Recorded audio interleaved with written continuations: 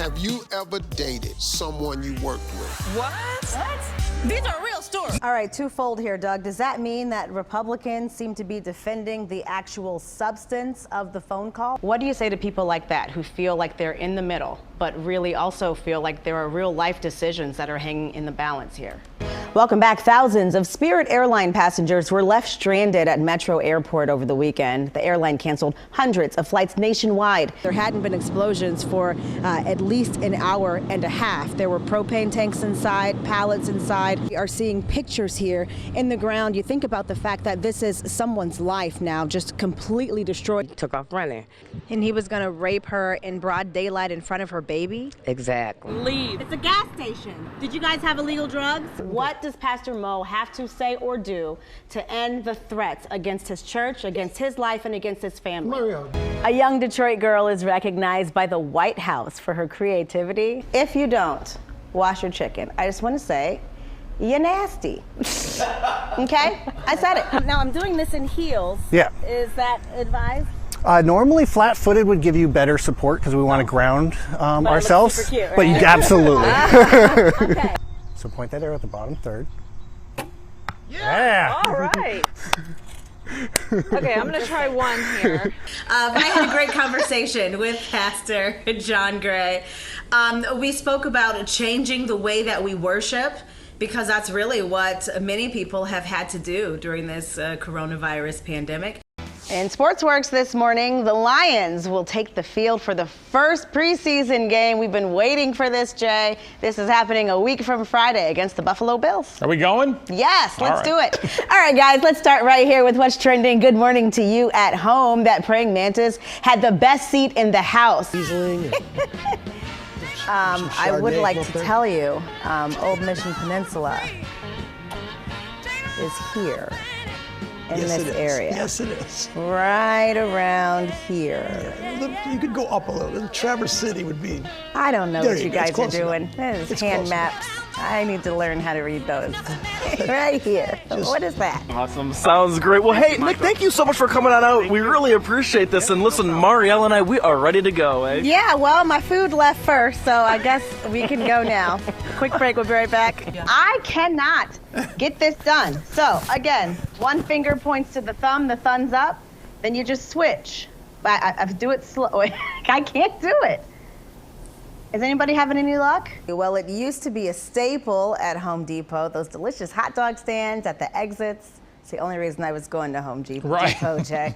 That it doesn't matter what the weather is. Breast cancer is something that affects so many people, touches so many families, and that's why it's important for everyone to be down here today. The stairs? Are you ready for this? No, I'm not. Listen, I have heels on. Yeah, I do Please, too. take note of that. These are heels. Excuses. These are heels. It's Maurielle in the lead. Come on, Charlie. Oh! Photo finish. You guys look. I love that. Hello. Nice. I'm Maurielle Lui. Good morning to you. Good morning to you at home as well. Thank you so much for waking up with us. Jay, we have a busy show this hour. We'll start right here. Team USA gymnast Simone Biles shocking the sports world all over again. This day after day, these things in the headlines. She's withdrawing from another event at the Tokyo Olympics. She won't defend her gold medal in the individual all-around competition, instead taking time to focus on her own mental health, her own well-being. We'll have more on her future at the Games.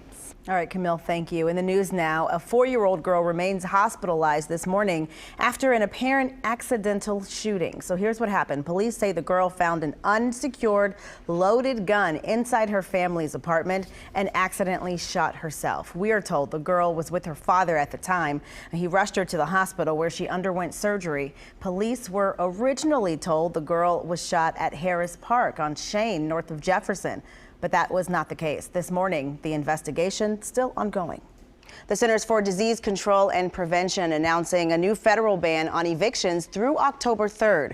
The previous eviction moratorium expired last Saturday. The Biden administration had said that it lacked legal authority to extend the ban after a Supreme Court ruling in July. But the new ban applies to regions of the country with high transmission rates of COVID-19. So far, it's not clear if any areas in Michigan would be included. Kate Nye not only breaking barriers for women in weightlifting, but also when it comes to battling mental health. Here's Fox 2's Taryn Asher with more on her triumph in Tokyo. It was insane. I woke up at 6:50 in the morning. Welcome back. Thousands of Spirit airline passengers were left stranded at Metro Airport over the weekend. The airline canceled hundreds of flights nationwide. Spirit blames weather and operational challenges. The airline says it understands that people are frustrated and it's working to find a solution right now to get people to their destination safely. But passengers aren't buying it. To that you say what? Kiss my I'm never flying with you again. Well, Spirit is asking passengers to check flight schedules and emails before even coming to the airport. The airline says the delays have nothing to do with the rumored labor strike. Meanwhile, American and Southwest Airlines have also canceled or delayed hundreds of flights since Sunday. They also cite weather as the reason. But coming up in HealthWorks, potential heart inflammation in young people linked to the Pfizer COVID vaccine. We'll tell you what a new study has found about the risk. That's coming up. The diagnosis came as a surprise because I've been very careful. I've been taking this virus seriously, working from home for more than a year, almost no social life, ordering all my groceries online, and always wearing a mask. So however I got it, the interaction was brief. A protocol says you have to quarantine at home for 10 days, and I was doing that. I was just a day and a half away from being in the clear before everything changed. Oh, that's a lot better. Yes, thank you. You're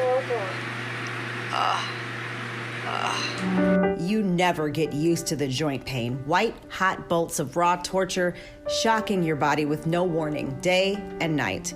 Whoever said lightning never strikes the same place twice obviously never had COVID.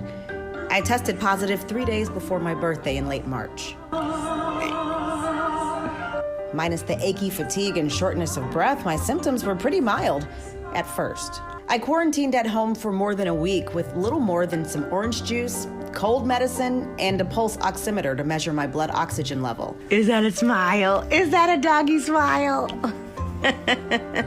I kept my viewers up to date on my progress, and then my fever started to spike, and as it neared 104, I started to hallucinate. If you're at home, can you walk from the bedroom to the kitchen without getting super winded and having to take a break? If you're young and you're healthy and you can't make it from your bedroom to the kitchen, that might be a big deal. Day 8, symptom swap. My lungs seemed to be clearing up, but suddenly a debilitating fever and a headache. I couldn't even get out of bed. I remember thinking, odd the fever waited until now. The new variant, it's very different, I feel like, in my opinion, in regards to successful rates of getting patients quicker out of the hospital. You know, that day 10, 11 is really kicking them really hard.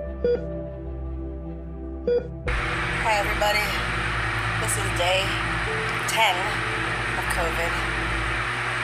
I'm in the hospital right now. And what I'm about to do is extremely hard. The exercise is to just simply roll over on my side and try to breathe. I've been trying it. It's very hard. Here we go. Arms up so you get air into your lungs. Okay, I'm gonna grab it with this hand.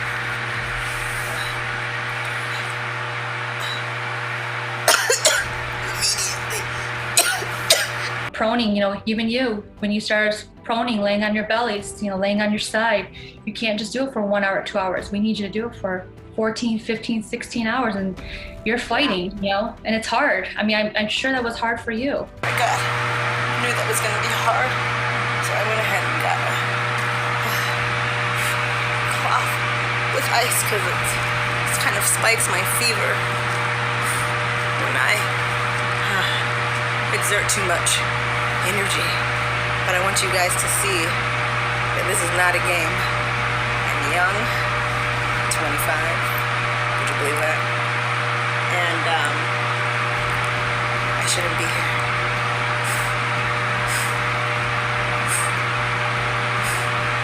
They've already told me they're keeping me another night.